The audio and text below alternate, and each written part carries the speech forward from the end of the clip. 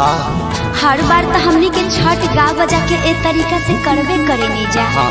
तो काहे ना अब की बारी कुछ नया तरीका से गा के छठ मनावल जा। पूजो का नया तरीका होला का? हाँ जी, कुछ गाई ना।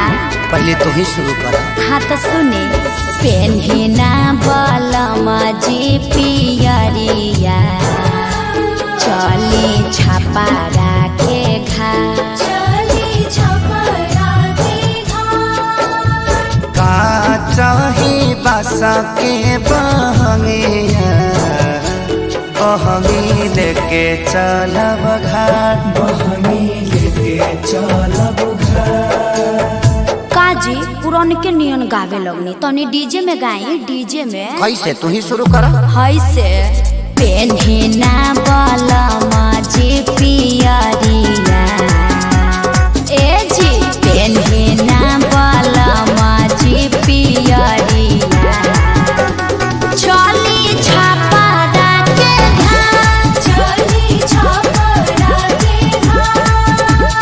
का चाही बासा के बहंगिया, बहंगी लेके चलब घाट, बहंगी लेके चलब घाट।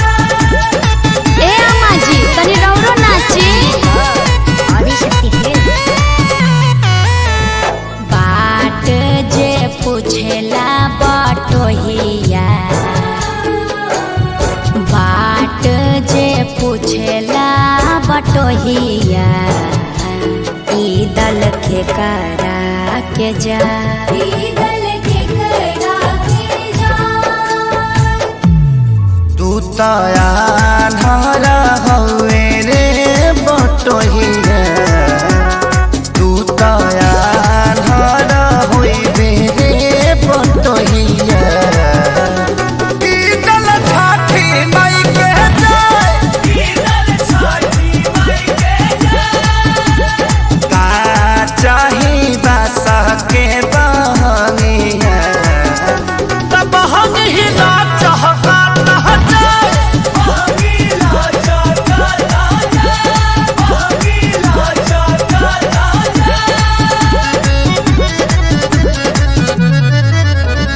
करी न सासु आमा जी तैयारिया, अर्घ के बेरा बीतल जा, पेन्ही नारी सबके पापा पियरिया, दौरा घाटे पहुँचा, मम्मी हम तली थथी घाट पलाका छोले। अरे तू का करे जइबो? पराका फोड़ के हमार सारी जरइबो, मरब एक था। छठी घाटे करबे डरामा, ओही जा हो जाई बाबा, ओही जा हो जाई बाबा। यार पापा से बोल, मम्मी मारने की धमकी दे रही है। पापा साफा आतंकवादी हो का? काहे लइकवा के डरोले बड़वा? अरे ना जी, बबुआ पर चटक न जान चलाई है, दिहल हा छठी माई के रात, दिहल हा छठी माई के रात। अच्छा ठीक बा, ना मारब, ई तो हमरो पता बाजी। कीर पावन ह छठी मैया, खुश रहो नैहर ससुराल, खुश रहो आंगना दुआर, खेसारी पवन बले रही प्यार। हे छठी मैया, तनी कश्यप जी पर ध्यान देत रही ह, विवाद से बचई ह।